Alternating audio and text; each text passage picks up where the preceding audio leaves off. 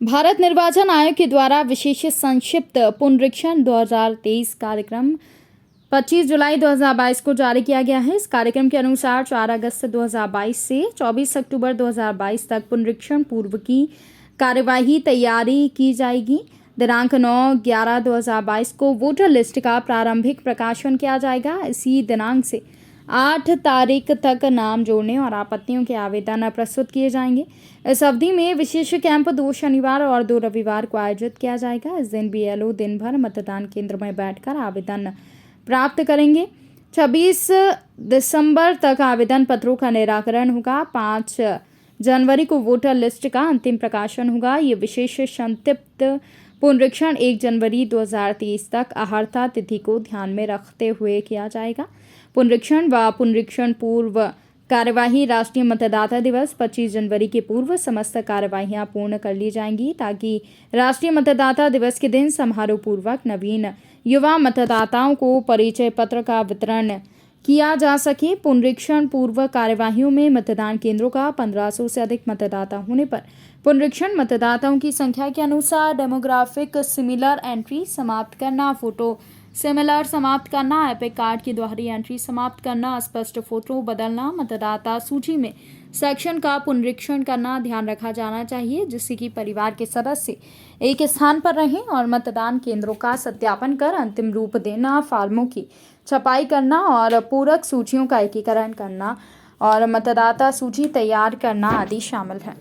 आधार संग्रहण का कार्यक्रम आरंभ किया गया है। ये 1 अगस्त से 31 मार्च तक चलेगा। इसके लिए दोनों तरह की व्यवस्था है। ऑनलाइन मोड में भी आप अपना आधार नंबर सबमिट कर सकते हैं, और ऐसे मतदाता जो ऑनलाइन नहीं सबमिट कर पा रहे हैं या उस स्थिति में नहीं हैं, वो बीएलओ के माध्यम से हम लोग उनसे उनका आधार नंबर प्राप्त कर रहे हैं। इसके लिए मतदाता को कहीं जाने की ज़रूरत नहीं है। जो बीएलओ है, जो बूथ लेवल ऑफिसर है, वो मतदाता के घर उनसे संपर्क करेंगे, घर घर जा कर के, और उनसे उनका आधार नंबर प्राप्त करेंगे। ये अभियान वॉलंटरी है, स्वैच्छिक अभियान है। आधार नंबर एकत्रित करने के बाद इसको वोटर आईडी कार्ड से जोड़ने का काम नेक्स्ट फेज़ में किया जाएगा। इससे एक तो मतदाता की जो मतदाता सूची में जो उससे संबंधित जो विवरण है, जो एंट्रीज़ हैं, उसका सत्यापन होगा, और दूसरा, जैसा आप जानते हैं, जो डुप्लीकेसी है, जो डुप्लीकेशन है, उसको रोकने में मदद मिलेगी। एक तो बड़ा कार्यक्रम आज से आरंभ हुआ है। अभी 11 बजे से हम लोगों ने राजनीतिक दलों के प्रतिनिधियों के साथ बैठक करके उनको भी इस पूरी प्रक्रिया से और इसके प्रावधानों से अवगत कराया है।